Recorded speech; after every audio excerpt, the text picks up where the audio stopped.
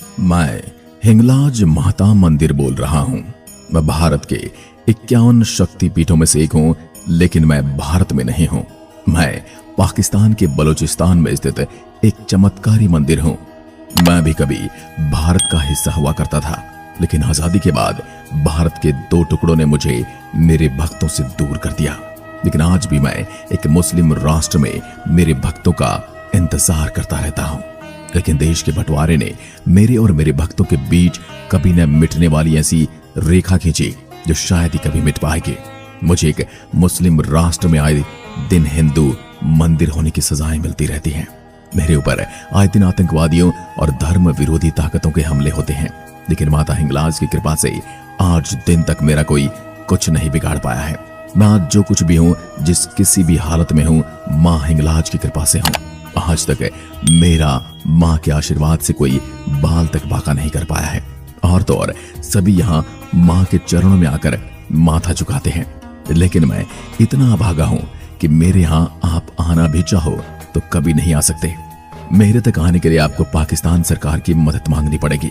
देश के विभाजन ने मुझे भी मेरे भक्तों से दूर कर दिया। मुझे किस बात की सजा मिली मुझे भी नहीं पता। मेरे लिए तो कोई अदालत भी नहीं बनी जहां मैं इंसाफ के लिए आवाज उठा सकूं कि क्यों मुझे मेरे भक्तों से दूर कर दिया गया, क्यों मेरे पर आए दिन आतताइयों द्वारा हमले किए जाते हैं। मैं इन सभी दुखों को अपनी छाती में दबाए मेरे यहाँ आने वाले हर धर्म के लोगों का स्वागत उसी आस्था के साथ करता हूँ। और मुझे उम्मीद है आने वाले समय में मेरे भक्त जब चाहे मुझ तक आ सकेंगे और माँ के दर्शन कर सकेंगे। बलूचिस्तान में पाकिस्तान सैनिकों द्वारा आए दिन होने वाले अत्याचार से कोई भी अनजान नहीं है। आए दिन यहाँ पर पाकिस्तान से आजादी के आंदोलन चलते रहते हैं। आप सोच रहे होंगे कि विभाजन के बाद जिस पाकिस्तान में हजारों हिंदू मंदिरों को तोड़ दिया गया, बाबरी विध्वंस के बाद जिस पाकिस्तान में बचे कुछ हिंदू मंदिर भी तोड़ दिए गए, वहां ऐसे में कौन कैसे बचा रह गया, वो भी उस बलूचिस्तान में जहां पाक सेना का अत्याचार जग जाहिर है। तो आपको बता दूं, यह मां हिंगलाज का चमत्कार है कि यहाँ के आतंकवादी हो, पाकिस्तानी सेना हो, मेरे नाम से थर थर कांपते हैं। आजादी से पहले भी मुगल आक्रांताओं ने मुझ पर कई बार हमले किए और मुझे तोड़ने की कोशिश की, परंतु कोई भी मेरी शिला तक नहीं हिला पाया। आजादी के बाद भी कई धार्मिक उन्मादों ने मुझे तोड़ने की कोशिश की, लेकिन माता की कृपा से वो हवा में ही लटके रह गए। उनके साथ ऐसा हुआ कि उनकी आत्मा ही कांप उठी। कुछ का तो परिवार ही ने बचा और कुछ अपाहिज हो गए। उसके बाद किसी भी मुस्लिम की मुझे हाथ लगाने की हिम्मत नहीं हुई। उसके बाद से मेरे यहाँ के स्थानीय मुसलमानों के मन में भी आस्था जाग गई और वह भी मेरे यहाँ माँ के दर्शन के लिए आने लगे। जय माता की जय माता, जय माता की जय माता, जय माता की जय माता, जय माता की जय माता। दरअसल यह किसी आस्था की वजह से हुआ या माँ के चमत्कार के डर से, यह कोई नहीं जानता, क्योंकि मुसलमानों में अल्लाह के अलावा किसी के आगे सर झुकाने की अनुमति नहीं है और वह अल्लाह के अलावा किसी की इबादत भी नहीं कर सकते। लेकिन मेरे यहाँ सैकड़ों मुसलमान आते हैं और अपना माथा टेकते हैं, क्योंकि वो चमत्कार देखकर जान गए कि देवी में कोई न कोई ईश्वरीय शक्ति है। मुझे मुसलमान नानी पीर के नाम से जानते हैं। मेरा इतिहास 2000 साल से भी ज्यादा पुराना है। मेरा जिक्र शिव पुराण और महादेवी भागवत जैसे महाग्रंथों में मिलता है। मेरे यहाँ माता सती का सिर गिरा था। मैं सबसे पहला शक्तिपीठ हूँ। कुल 51 शक्तिपीठ है, जिसमें से 2 पाकिस्तान में हैं, जिसमें से एक मैं हूँ। मेरे पर गहरी आस्था रखने वाले लोगों का कहना है कि हिंदू चाहे चारों धाम की यात्रा क्यों न कर लें, काशी के पानी में स्नान क्यों न कर लें, अयोध्या के मंदिर में पूजा पाठ क्यों न कर ले, लेकिन अगर वो हिंगलाज देवी के दर्शन नहीं करता तो सब व्यर्थ है। वे स्त्रियां जो मेरे इस स्थान के दर्शन कर लेती हैं, उन्हें हाजियानी कहते हैं। उन्हें हर धार्मिक स्थान पर सम्मान के साथ देखा जाता है। यहाँ मिस्र और अफगानिस्तान के मुसलमान भी पूजा करने के लिए आते हैं। पाकिस्तान के लसबेला से अरब सागर से छूकर निकलता 150 किलोमीटर तक फैला रेगिस्तान, बगल में 1000 फीट ऊंची रेतीले पहाड़ों से गुजरती नदी, बाईं ओर दुनिया का सबसे विशाल मड़ ज्वालामुखी, जंगलों के बीच दूर तक पसरा सन्नाटा और इस सन्नाटे के बीच से आती आवाज जय माता दी। इन्हीं रास्तों में हूं मैं धरती पर देवी माता का पहला स्थान माना जाने वाला पाकिस्तान स्थित एकमात्र शक्तिपीठ हिंगलाज मंदिर। मेरे यहाँ नवरात्रि में गरबा से लेकर कन्या भोज तक सब होता है। मेरे यहाँ नवरात्रि का त्योहार करीब करीब भारत जैसा ही होता है। कई बार इस बात का अंदाजा लगाना मुश्किल हो जाता है कि मंदिर पाकिस्तान पाकिस्तान में है या भारत में। मैं जिस स्थान में हूँ वो पाकिस्तान के सबसे बड़े हिंदू बाहुल्य इलाकों में से एक है। मेरे यहाँ पूरे नवरात्रि 3 किलोमीटर में मेला लगता है।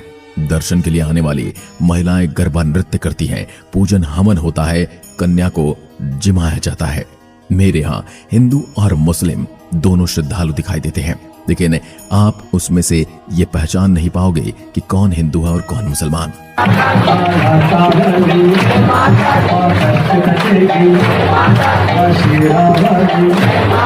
मां के भजनों की गूंज दूर दूर तक सुनाई देती है। कुल मिलाकर हर वो आस्था देखने को मिलती है जो भारत में नवरात्रि पूजा के दौरान होती है। मेरे यहाँ आने वाले भक्तों की संख्या का अंदाजा इसी बात से लगाया जा सकता है कि नवरात्रि के 9 दिनों में यहाँ के लोग अपने साल भर के खर्चे के बराबर कमा लेते हैं। मेरे प्रमुख पुजारी महाराज श्री गोपाल गिरी जी का कहना है कि नवरात्रि के दौरान भी मंदिर में हिंदू मुस्लिमों का कोई फर्क दिखाई नहीं देता। कई बार पुजारी सेवक मुसलमान टोपी पहने दिखाई देते हैं तो वहीं मुस्लिम भाई देवी माता की पूजा के दौरान साथ खड़े मिलते हैं। इनमें से अधिकतर बलूचिस्तान, सिंध के होते हैं। हर साल पड़ने वाले 2 नवरात्रों में मेरे यहाँ सबसे ज्यादा भीड़ होती है। करीब 10 से 25 हजार भक्त रोज माता के दर्शन करने आते हैं। उनमें अमेरिका, ब्रिटेन, बांग्लादेश और पाकिस्तान के आसपास के देश प्रमुख हैं। क्योंकि मुझको मुस्लिम नानी बीबी की हज या पीरगाह के तौर पर जानते हैं, इसलिए पीरगाह पर अफगानिस्तान, इजिप्ट और ईरान जैसे देशों से भी लोग आते हैं। जनश्रुति ये है कि मर्यादा पुरुषोत्तम भगवान श्री राम भी यात्रा के लिए मेरे से सिद्ध पीठ पर आए थे। जब उन्होंने रावण का वध किया था तो ब्राह्मण हत्या से मुक्ति पाने के लिए उन्होंने मेरे यहाँ की यात्रा की थी। भगवान राम ने यहाँ पर एक यज्ञ भी किया था। हिंदू धर्म ग्रंथों के अनुसार भगवान परशुराम के पिता महर्षि जमदग्नि ने मेरे यहाँ घोर तप किया था। उनके नाम पर आसाराम नामक स्थान अब भी यहाँ पर मौजूद है। आपको बता दूं कि मेरे यहाँ प्रसिद्ध मंदिर में माता की पूजा करने को गुरु गोरखनाथ, गुरु नानक देव जी, दादा मखान जैसे महान आध्यात्मिक संत आ चुके हैं। मेरे यहाँ यह मंदिर गुफा मंदिर है। ऊंची पहाड़ी पर बनी एक गुफा में माता का विग्रह रूप विराजमान है। पहाड़ की गुफा में मैं स्थित हूँ, मेरा कोई दरवाजा नहीं है।